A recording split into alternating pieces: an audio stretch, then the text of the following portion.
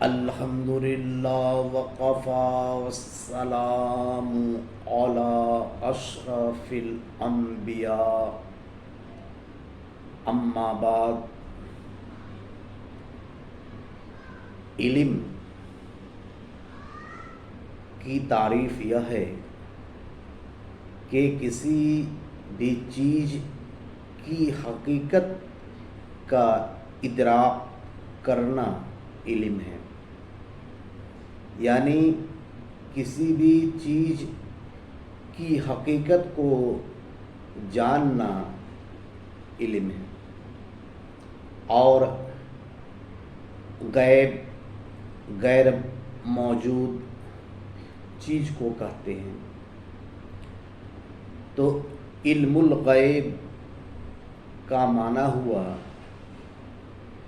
کہ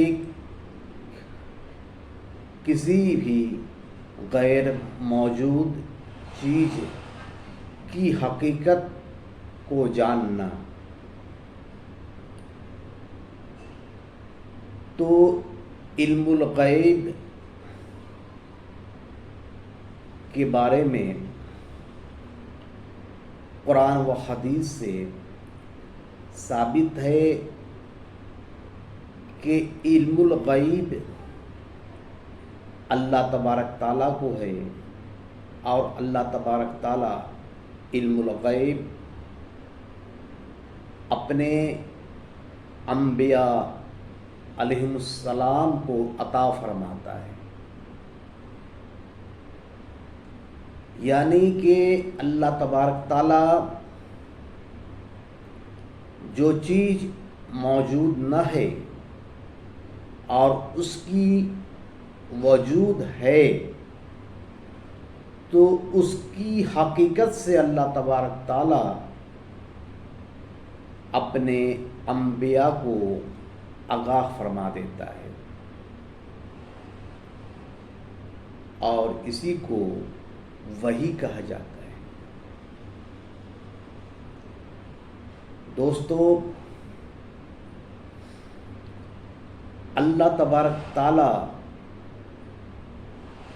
کا علم قدیم ہے،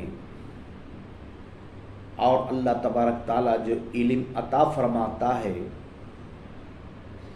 اسے حادث کہا جاتا ہے، یعنی غیر قدیم۔ دوستو، جو لوگ علم الغیب حدیث رکھتے ہیں، یعنی ان کے پاس علم الغیب حدیث موجود ہے، اللہ کی عطا سے اسے انبیاء کہتے ہیں، اور علم الغیب کو نبوت کہا جاتا ہے، جو اللہ تبارک تعالیٰ عطا فرماتا ہے۔ تو انبیاء علیہم السلام کو یہ کہنا کہ وہ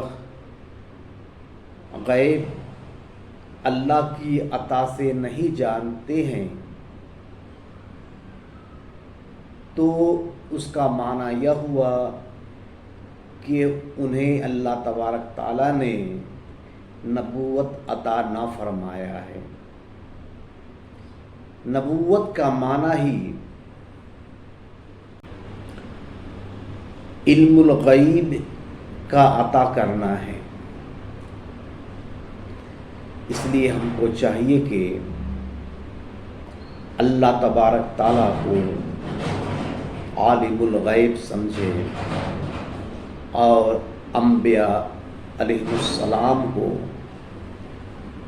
عطا کردہ علم الغیب رکھنے والا سمجھے۔ وآخر دعوانا الحمدللہ۔